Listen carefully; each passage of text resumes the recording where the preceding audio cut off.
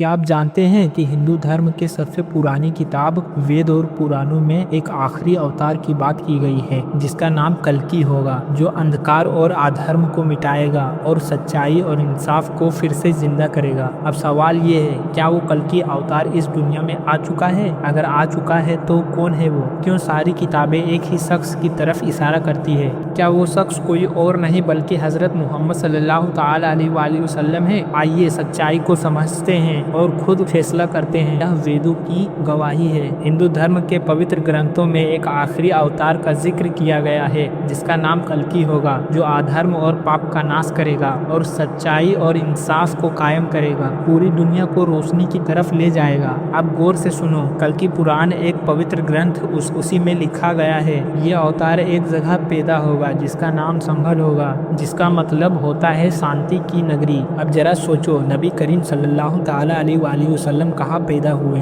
मक्का शरीफ में, जिसे दारुल अमन यानी शांति का जगह कहा जाता है। ग्रंथ कल्कि पुराण चैप्टर 2 श्लोक नंबर 4 में मिलता है। कल्कि का पिता का नाम विष्णुयास होगा, जिसका अर्थ होता है विष्णु का बंदा यानी खुदा का बंदा। तकरीबन यह सभी मुसलमानों को पता होगा। हमारे नबी के वालिद का नाम अब्दुल्लाह था, जिसका मतलब होता है अल्लाह का बंदा। क्या ये सिर्फ इत्तेफाक है या फिर कुछ और? अब आगे ग्रंथ कहता है उसकी माँ का नाम सुमति होगा, यानी अमन देने वाली, नेक और समझदार औरत। तकरीबन यह बात भी सभी मुसलमानों को पता है। हमारे प्यारे नबी हजरत मोहम्मद सल्लल्लाहु ताला अलैहि वसल्लम की माँ का नाम हजरत बीवी आमिना है, जिसका मतलब होता है अमन देने वाली और शांति भरोसे वाली औरत। और कल्कि पुराण में यह भी लिखा है, कल्कि को एक घोड़ा मिलेगा जिसका नाम देवदत्त होगा। वो घोड़ा आसमान में उड़ सकेगा और बिजली की तरह तेज होगा। तकरीबन यह सभी मुसलमानों को पता है। हमारे नबी को मेराज की रात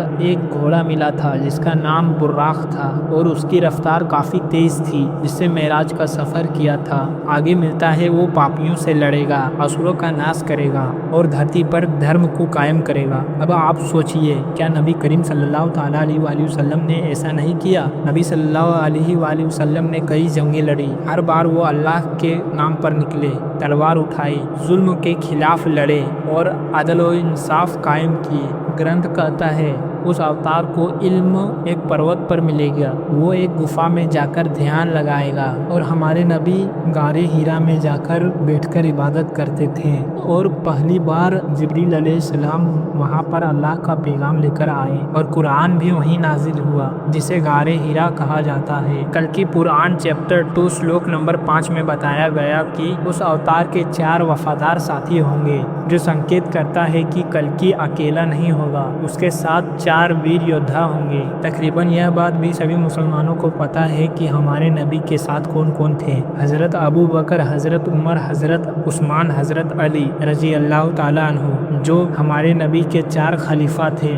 और इस्लाम के 4 खंभे थे, हैं और रहेंगे। क्या ये बात भी महज इत्तेफाक है? और फिर आखिरी में ग्रंथ कहता है वो होगा अंतिम अवतार। और कुरान क्या कहता है? सूरह अल अहज़ाब आयत 40 में अल्लाह खुद कह रहा है, मोहम्मद सल्लल्लाहु अलैहि वसल्लम आखिरी नबी हैं, आखिरी अवतार है, इसके बाद कोई नबी नहीं आएगा। अब तुम बताओ, वो कल्कि जिसका वादा वेदों में किया गया, वो हमारे नबी नहीं थे? क्या तुम अब इनकार करोगे? अब कल्कि की इंतजार छोड़ दो, क्योंकि कल्कि तो आ चुका है और उसका नाम हजरत मोहम्मद मुस्तफ़ा सल्लल्लाहु ताला अलैहि वसल्लम है।